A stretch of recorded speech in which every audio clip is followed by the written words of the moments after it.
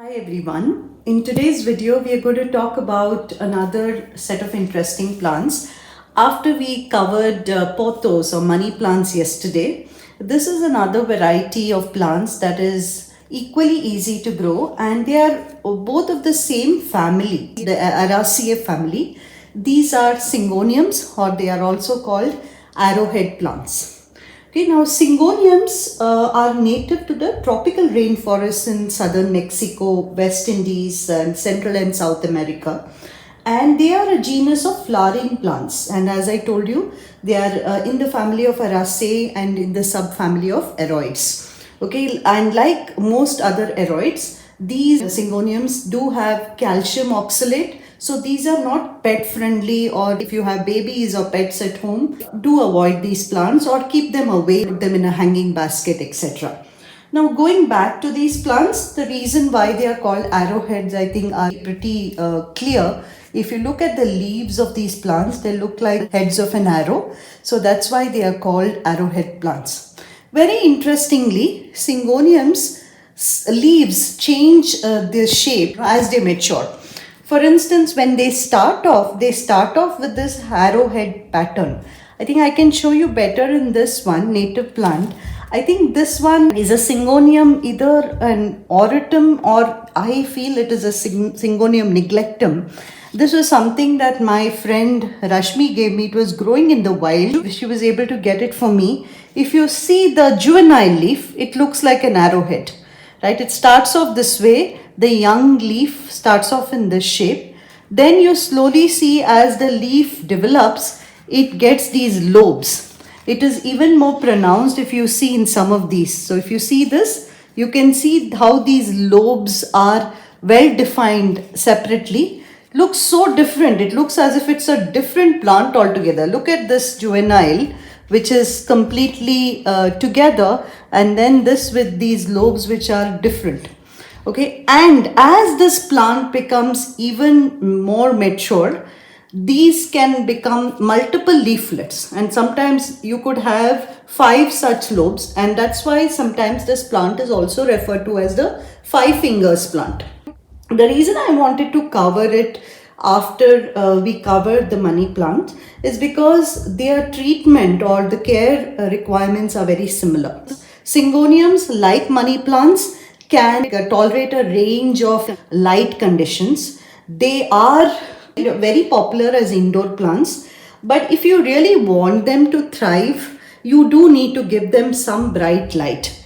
They like bright light. They also like to be well watered, but they like to be well dried between waterings. So very similar care treatment as a money plant or pothos. Okay, so interestingly, syngoniums do flower as well. The flowers are not very remarkable, nothing to write home about, but they do flower once in a while, unlike pothos or money plants that may not flower in a home kind of condition. Now you can grow syngoniums in different ways.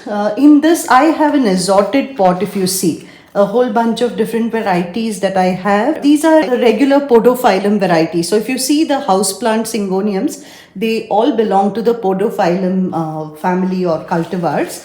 So these are mostly of that. So you see this one, all the variegated varieties of syngoniums. Okay, the reason why I'm not specifically talking about different names is that these are called different names by different sellers and cultivators, people who hybridize them. So something that may be called with a specific name could be called completely differently by a different seller. So I go with the regular colors and I just put all the assortment in one pot. Okay. Now, interestingly, some of these hybrids, especially the hybrid versions, if they don't get the right light conditions, they can go back to their original species, like the original podophyllum species. And that's what I have noticed as well with a lot of mine, especially the whites and variegated versions. So you see, these are different versions. So you find that this is almost fully white, greenish white. You see this variegation here, which is a little different, right? So this is another beautiful variegation which starts off with this lovely looks more like a caladium leaf than a syngonium. Looks very different. And in the middle of it, there is also a caladium tucked in. So don't get confused. This is a caladium, not a syngonium. Okay, and pretty varieties. So what I do is I just tuck them all into the same pot. Now, these are by nature in the wild, they kind of climb trees, right? So they have this whole vining or trailing property, but you can always trim them, keep them small and trimmed, and that's what I do with this pot. So I keep cutting them so that I want to grow them in a kind of a hanging basket and want them to cascade down rather than climb up. But with this one, the natural variety or the native variety, I will be training it onto a moss stick, so that it can climb up on the moss stick. So this is a nice specimen to keep even indoors once it climbs up, and because these are very good oxygen generating plants as well, so they are pretty popular as indoor plants. Some misconceptions: a lot of people think that syngoniums do extremely well in low light. That's not really true. If you want them to really thrive, you do need to give them indirect but bright light.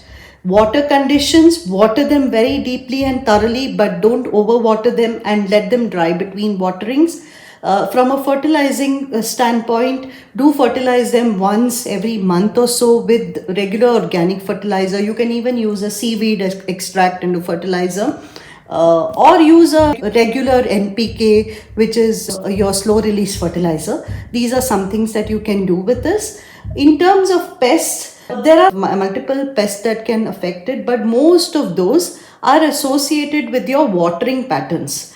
As long as you water them deeply and let them dry between waterings, you should not have too many issues with your plant, right? So otherwise you can have, these are very susceptible to fungal attacks. These are very susceptible to mite attacks, etc. But if you keep them well watered and keep them on a regimen, on a regular watering schedule, they should be fine.